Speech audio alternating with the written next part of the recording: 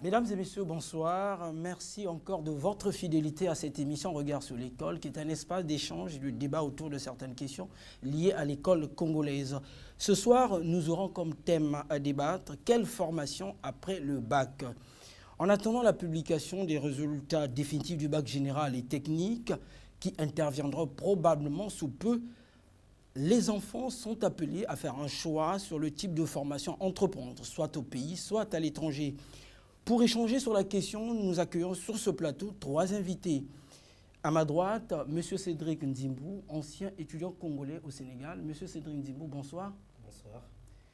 Au centre, au milieu, nous avons M. Philemon Malonga, enseignant d'université. M. Malonga, bonsoir. Bonsoir. Et à l'extrême gauche, nous avons M. Honoré Mwangassa Kimbatsa, secrétaire général de la PEC au niveau du département de Pointe-Noire. M. Honoré, bonsoir. Bonsoir.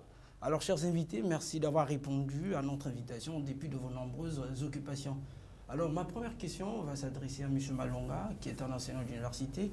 Finalement, M. Malonga, le type de bac obtenu est-il déterminant dans le choix d'une formation future pour un élève? Oui, pour faire simple, lorsqu'on a un bac A, on peut prétendre faire des études de médecine ou d'ingénieur. Donc, effectivement, le choix de son bac va déterminer l'orientation qui va s'en suivre.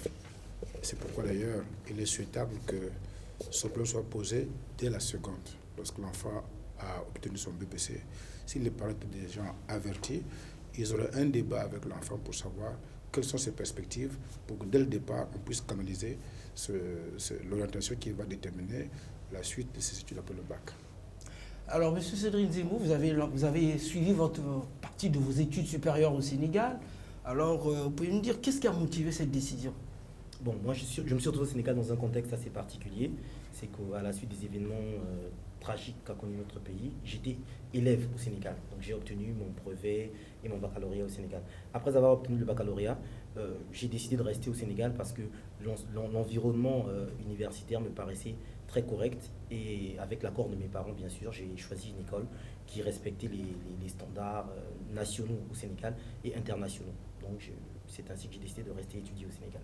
Et vous avez suivi quel type de formation au Sénégal? J'ai suivi une formation en informatique, précisément à ESTM. C'est une école qui était agréée à la fois par l'État sénégalais, mais aussi par la suite qui est devenue agréée par le CAMES, qui régit l'enseignement supérieur au niveau de l'Afrique et de Madagascar, si je ne me trompe pas. Alors, Monsieur Honoré, vous représentez les parents en quelque sorte sur ce plateau, la PEC. Alors, Monsieur Honoré, si le choix s'imposait pour un enfant de poursuivre ses études supérieures sur place ou de s'expatrier, pour vous, quelle est la décision ou la démarche vous paraîtrait juste? Oui, vous savez que les parents s'intéressent toujours aux problèmes d'orientation, de formation, parce qu'ils sont des éducateurs légaux. Et pour nos parents, nous savons qu'il y a 2 sortes de bac. Il y a le bac littéraire et il y a le bac scientifique. Comme l'a souligné M. Malonga, on ne peut pas faire de celui qui a fait le bac littéraire en médecin, par exemple. Donc, il revient aux parents de discuter avec l'enfant selon ses capacités pour voir dans quel domaine on pourra le positionner pour qu'il soit un citoyen responsable et pour compter pour la nation. Est-ce qu'il vous arrive deux fois d'entretenir une communication, un échange avec l'enfant sur justement l'orientation à donner pour sa formation future? Oui, c'est une grande responsabilité pour les parents. Nous avons participé au forum organisé par Perspectives d'avenir, où il y avait plusieurs universités qui avaient qui étaient là. Il y avait les universités du Sénégal, les universités du Cameroun et les universités de Pointe-Noire. C'était pour donner aux enfants la capacité de choisir le domaine où ils peuvent exceller. Et les parents ont cette responsabilité, comme j'ai dit tantôt, de discuter avec l'enfant selon ses capacités, selon ses aptitudes, pour pouvoir trouver le domaine où il peut évoluer. Et pour qu'il y ait un retour sur investissement, parce que l'éducation, c'est toujours un investissement, et nous, parents, nous voulons que les enfants nous rapportent quelque chose. Alors, M. Malonga, aujourd'hui, la tendance, c'est de voir ces élèves, après le bac, s'orienter vers plus l'enseignement technique, vers une formation technique. Qu'est-ce qui peut justifier une telle démarche? Je crois qu'il y a plus d'enfants qui vont dans les universités que dans les écoles techniques. Je crois que le problème qui se pose, c'est l'adéquation entre formation et emploi. C'est ça qui doit déterminer le choix de l'enfant qui veut aller au niveau de l'enseignement supérieur, qu'il aille à l'étranger ou qu'il le fasse localement. Quels sont les besoins en matière sur le marché de l'emploi? C'est d'abord ça qui devait justifier le projet professionnel de l'enfant, de l'élève. Le drame, c'est qu'au moment où nous parlons, ces élèves ne sont pas préoccupés par leur choix. Vous voyez, on nous dit, je vais attendre le bac pour choisir. Est-ce qu'il est cohérent, une telle position? Est-ce qu'il est cohérent? Mais c'est ça qui justifie les mauvaises orientations. C'est ça qui justifie que ces enfants font tout ce qui leur tombe, qui est à la mode. On va entreprendre. Et d'ailleurs, les opérateurs économiques que j'appelle des promoteurs d'établissements ici l'ont compris, en offrant n'importe quel type de formation pour que ça fasse très beau. Et ça, le drame de ce pays, de nos parents. La responsabilité incombe aussi bien aux parents qu'aux élèves, mais également à la relation des parents d'élèves qui devaient, grâce à vos médias, être amenés à dire, voici nous, en tant que parents des parents, ce que nous pouvons proposer aux enfants comme perspective par rapport au marché de l'emploi. Je vais être un peu long, mais dans un pays comme le nôtre, à économie de rente, où se trouve le problème? C'est dans les métiers du pétrole. Est-ce que les étudiants congolais, ces élèves savent quels sont les métiers du pétrole? Il y a la géologie, il y a la géophysique, il y a l'ingénieur d'exploitation, il y a l'ingénieur de forage, il y a l'ingénieur, je crois, de ravitaillement. Vous voyez? Mais lorsque vous interrogez ces enfants, vous dites pétrochimie, qui n'a rien à voir avec le pétrole. Il y a les métiers du gaz, puisqu'aujourd'hui nous avons la possibilité de pouvoir lancer le gaz. Nous avons les métiers du bâtiment public. Aujourd'hui, on parle de municipalisation. Combien de conducteurs de travaux nous avons? Combien d'architectes nous avons? C'est vers là que les enfants devaient s'interroger pour dire, quoi qu'il en soit, le besoin va se faire sentir pendant très longtemps. Le besoin en matière de l'industrie, du bois et de la forêt. On voit comment le ministre s'affirme pour essayer de valoriser le bois, mais ça se gère, la forêt. Il y a des métiers dans la forêt. Il y a le métier dans le bois, sans compter l'élevage, l'agriculture, sans compter le tourisme. De plus en plus, nous parlons des grandes opérations, des hôtels qui vont se créer à gauche, à droite, en plus de grands standings. Mais est-ce qu'il y a des Congolais qui se font pour aller participer à la gestion de ces hôtels? C'est ça le véritable enjeu pour nous, c'est de dire, voici les secteurs qui vont recruter dans les 5-10 années à venir. Et donc, si tu veux faire un choix, il faut le faire en conséquence. Donc d'abord, s'interroger sur le futur pour déterminer le choix par rapport aux perspectives de demain. Et ça, c'est un travail que nous ne faisons pas parce que nous, c'est l'existant. Et les métiers qui nous sont proposés, les formations proposées aujourd'hui, apparemment, et là tout le monde est fier de dire ça, il y a inadéquation entre la formation et le marché de l'emploi. Parce que tout simplement, nous ne savons pas ce que le marché de l'emploi exige de nous. Alors, M. Cédric Nzimbou, vous avez étudié au Sénégal. Est-ce que les mêmes réalités, avec ce que venait de dire M. Malonga, ça date également au Sénégal? Pour un pays comme le Sénégal, je pense qu'on ne peut pas parler dans le même sens parce que déjà la variété des offres après le bac donne la possibilité à un étudiant de faire un choix assez diversifié.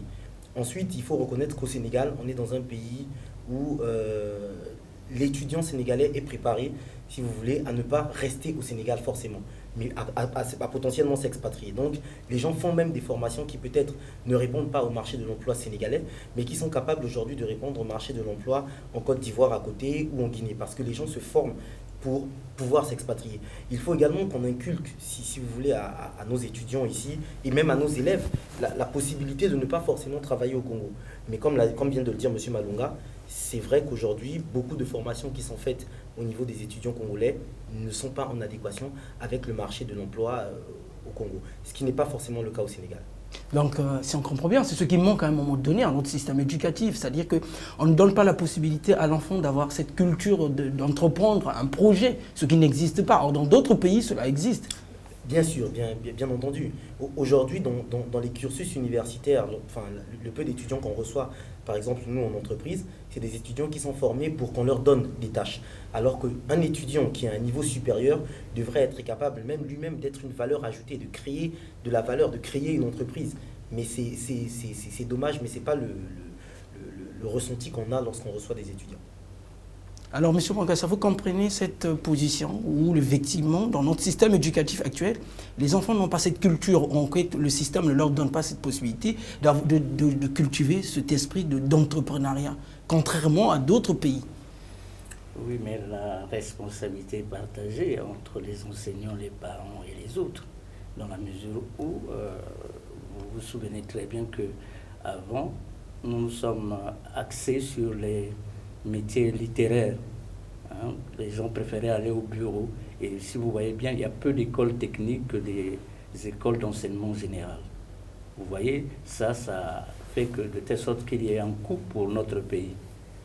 Et aujourd'hui, nous faisons des efforts pour qu'il y ait plus, nous en tant que parents, nous nous battons pour qu'il y ait plus des écoles techniques pour que nous puissions répondre à l'offre au niveau de l'inspection du travail.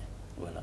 Donc nous nous battons, nous nous efforçons et nous discutons avec les ministères qui ont en charge l'éducation, je veux dire l'enseignement technique et l'enseignement général, pour qu'il y ait plus des écoles techniques que les écoles d'enseignement général. Alors, M. Malonga, vous adhérez à cette idée de M. Honoré qui pense que la PEC a engagé des discussions avec le ministère ou l'État afin peut-être de mettre plus en place des structures techniques générales permettant aux enfants, évidemment, de s'orienter vers le monde technique. Vous partagez son point de vue? Oui, je crois qu'il a raison. Le point fondamental, c'est que nous avons habitué nos enfants à courir non pas vers la formation, vers les diplômes. Chacun va avoir un BTS, va avoir une licence, un master, et pourquoi pas un doctorat. C'est ça le problème de notre environnement intellectuel. Qu'est-ce que le BTS? C'est un diplôme intermédiaire qui théoriquement ne peut pas te donner la possibilité de pouvoir poursuivre les études. Tu es formé pour le marché de l'emploi. Et l'État, aujourd'hui, au niveau du Congo, on a beaucoup plus besoin de ces cadres intermédiaires par rapport à la qualité ou à la structure de nos entreprises. Cette race-là fait défaut. Mais de quel type de BTS et quel est le contenu du programme? Ça peut être un BTS ou un DUT. Le deuxième problème, c'est la licence professionnelle aujourd'hui. Mais cette licence peut faire... Voilà le cadre moyen de demain. Mais est-ce que le marché de l'emploi a besoin de se licencier professionnel? Quand on fait master, déjà on est à un niveau très élevé, au niveau cadre supérieur. Est-ce que les deux entreprises aujourd'hui, c'est d'avoir des cadres supérieurs par rapport aux structures actuelles? Quant au doctorat, n'en parlons pas. Donc le vrai problème, c'est qu'il faut que les enfants apprennent à avoir un projet professionnel qui leur permette d'évoluer en fonction des besoins du pays. Va dire à un Congolais de se retirer en BTS, c'est une injure. Il faut qu'il fasse le BTS, mais le BTS n'est qu'un diplôme intermédiaire. Ce n'est pas un diplôme qui lui permet d'aller travailler. Il se refuse, et les écoles ont compris, puisqu'après le BTS, directement, vous allez faire la licence professionnelle. Alors que logiquement, le BTS, aller sur le marché de l'emploi, aller acquérir ce qu'on appelle des acquis, des compétences, et puis revenez valoriser ça à partir de la licence professionnelle. Et une fois que vous avez également travaillé pendant des années, vous pouvez valoriser en allant vers le master professionnel. C'est ça le drame pour nous, c'est que, et tel qu'on l'a vu, heureusement l'a compris, on a vu dans ce pays des écoles qui se sont mis à faire la BTS, la licence professionnelle, même le master, sans savoir qu'il faut des ressources humaines appropriées pour tel type de formation. Dieu merci, l'État congolais a pris ses responsabilités en disant, bon, faites ce que vous voulez, mais au moins arrêtez-vous au niveau de la licence professionnelle. Peut-être que ça permet de limiter les dégâts.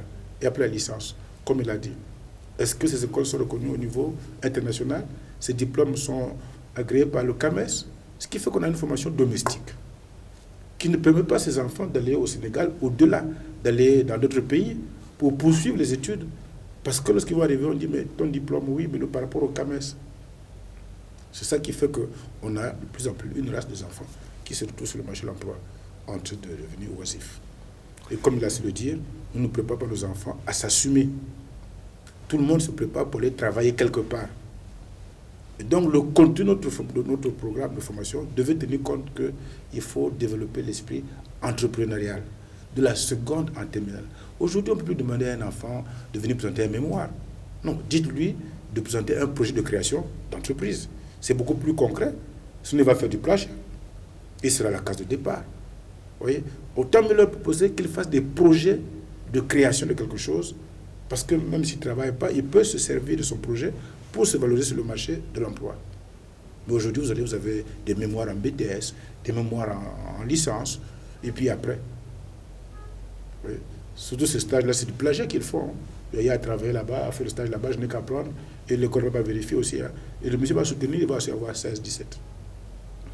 Voilà ce que je peux faire. Alors Cédric, vous êtes resté longtemps au Sénégal. Est-ce que vous vous êtes aperçu également ou vous avez remarqué cela auprès des étudiants sénégalais ou d'autres qui venaient étudier au Sénégal, l'esprit d'entrepreneuriat, l'esprit d'avoir un projet? Bon, effectivement, tout le monde n'a pas cet esprit-là. C'est un esprit qui peut se cultiver soit par l'éducation, mais également soit par l'éducation de base à la maison. Et je pense qu'au Congo, en général, on n'a pas cet esprit, cette culture d'entrepreneuriat. Beaucoup d'entre nous pensent, et j'en fais peut-être partie, que dans l'éducation, on fait des études pour se retrouver recruté dans une entreprise. Très peu ont la volonté de créer une entreprise, ce qui fait défaut aujourd'hui au Congo, parce qu'on se retrouve avec beaucoup de gens qui sont au chômage. On entend par-ci, par-là que l'État ne fait rien. Mais l'État ne fait plus rien pour personne. Aujourd'hui, il faut que les gens se prennent en charge, soient capables de créer des entreprises, de créer de la valeur, de créer même des entreprises dans des secteurs qui n'existent pas. On a énormément d'entreprises aujourd'hui qui viennent de l'étranger, où on a des étrangers qui ramènent aujourd'hui des projets dans tous les domaines, que ce soit dans l'hôtellerie, dans l'informatique, énormément d'étrangers qui ont des projets au niveau du Congo, alors qu'on serait normalement capable nous-mêmes de créer de la valeur, de créer un surplus par rapport à ce qui existe déjà. Et c'est vrai que c'est ce qui manque. Quand vous arrivez au Sénégal aujourd'hui, beaucoup d'entreprises, il y a beaucoup de petites startups qui existent, qui apportent, si vous voulez, leur petit essor à l'économie sénégalaise. Donc il y a beaucoup de petites entreprises qui se créent ça et là. Ça devrait normalement être la même chose au Congo. On est dans un pays qui a un gros budget, donc normalement il devrait y avoir pas mal de petits secteurs d'activité que de jeunes entreprises pourraient, si vous voulez, gratter par-ci, par-là. Alors, durant votre séjour en termes de formation dans ce pays, quel est le volet qui a plus retenu votre attention? En termes de formation, déjà, ce qui a marqué mon attention quand je compare, par exemple, à d'autres pays, c'est la qualité des enseignements et le sérieux mis dans la question de l'éducation. Lorsque vous arrivez aujourd'hui, je ne vais pas faire de publicité, mais vous avez des écoles au Sénégal. Lorsque vous arrivez, vous êtes impressionné rien que par le local, l'environnement dans lequel les étudiants sont mis. Ensuite, vous avez bien sûr des écoles qui sont agréées par le CAMES. Ça montre la recherche, si vous voulez, d'une reconnaissance internationale. Je vais prendre en référence un article de Jeune Afrique, dont je n'ai pas les références exactes, mais il y a 3 ans, je pense, Jeune Afrique a fait un article où ils ont publié les 10 meilleures écoles en Afrique francophone. Et figurez-vous qu'il y avait 3 écoles au Sénégal. Donc ça veut dire que les écoles sénégalaises sont cotées par la qualité des enseignants, même qui sont choisis. C'est des personnes qui sont de véritables professionnels de l'enseignement. Et bien sûr, on appoint pour certains domaines très pratiques, on appelle des professionnels qui apportent leur expertise. Mais vous remarquez par exemple au Congo, lorsqu'on voit dans la plupart des écoles, ce sont des gens qui travaillent, des amis avec qui on a été formés, qui sont des professionnels, qui ne sont pas des spécialistes de l'enseignement, qui donnent des cours ça et là en marketing.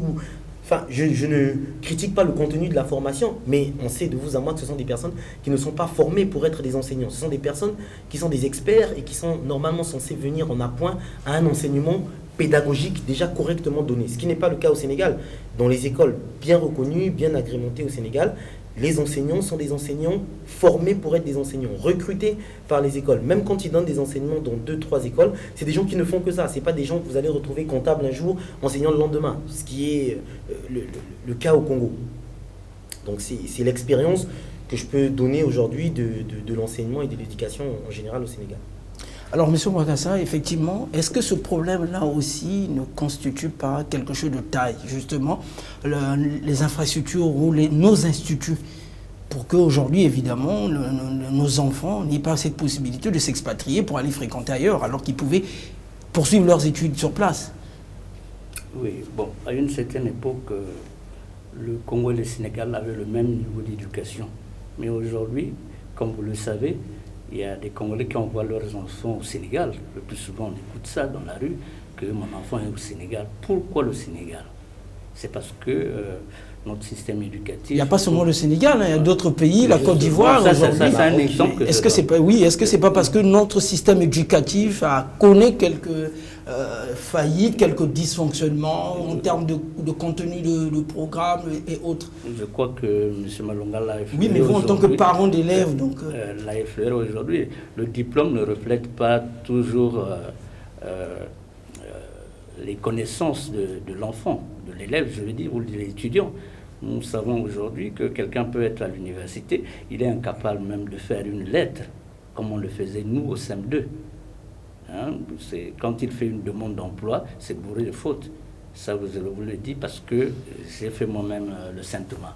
Donc, nous, parents, nous avons ce rôle d'éveil pour veiller, pour dire non, pour dénoncer là où ça ne marche pas. Nous savons que je vous donne un exemple pour le CG Kwame Nkrumah où je suis président. Il y avait une femme qui était là, qui n'arrivait pas à rendre comme il faut. Et nous sommes entendus avec le directeur, nous l'avons renvoyé parce que nous savons que si un enseignant est là, c'est pour